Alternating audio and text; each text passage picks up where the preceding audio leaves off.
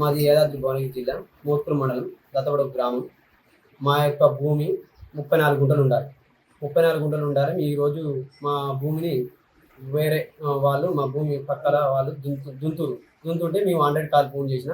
100 call phone చేస్తే 100 call నుంచి ఇద్దరు కానిస్టేబుల్ వచ్చారు. వచ్చిన తర్వాతకి మీరు ఏమంటే స్టేషన్లో కంప్లైంట్ ఇచ్చుకోవాలన్నారు. నేను స్టేషన్లో కంప్లైంట్ ఇద్దామని పోయినా. కంప్లైంట్ ఇచ్చినాక నేను రిసీవ్ లెటర్ అడిగితే అక్కడ ఉన్న constable madam receive letter sir లేడు, కొద్దిగా ఆగమంటే ఆగిన.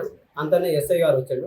ఎస్ఐ గారు వచ్చినాక పిలిపించిన మా లోపల పోయినాం. సార్ రూమ్లో పోయినాక ఏం నిన్ననే చెప్తున్నా అని అన్నాడు. మీరు దున్నకురా వాళ్ళు దున్నకురా అని అన్నాడు. మళ్ళీ ఏమంటే కేసు చేస్తాడు. సరే సార్ కేసు చేయని అన్నాను.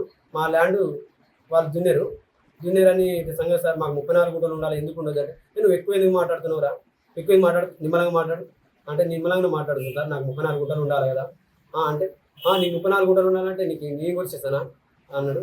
అంటే సార్ నన్ను అట్లా ఎందుకంటారు సార్, మీకు కొడిచి అని ఏమంటలేము, మాకు కేసు అయితే కేసే, మీ ఎంఆర్ ఆఫీస్కి అయితే ఎంఆర్ఐ సార్, టీపాన్ అయితే టీపాన్ కట్టుకుంటాం సార్, దేనికైనా అంగీకరిస్తాం. ఒక పెద్ద మనిషి ఇద్దరు పెద్ద మనుషులు పంపించి నేను ఇక్కడ ఉండి స్టేషన్లో ఉంటా, నేను ఇంటికి మాట్లాడమన్నా మాట్లాడిస్తా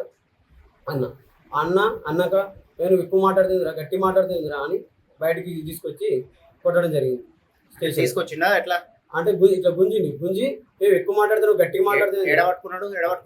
ఇలా పట్టుకుని తమ్ముడిని నన్ను ఇద్దరిని తీసుకొచ్చి కొట్టడం మొదలు పెడుతుంది. ఎందుకు సార్ ఎందుకు కొడతారు సార్ నన్ను, నేను ఎందుకు కొడతారు సార్ అని అంటే అన్నాక ఇంకా 2 ఎక్కువ వేసింది.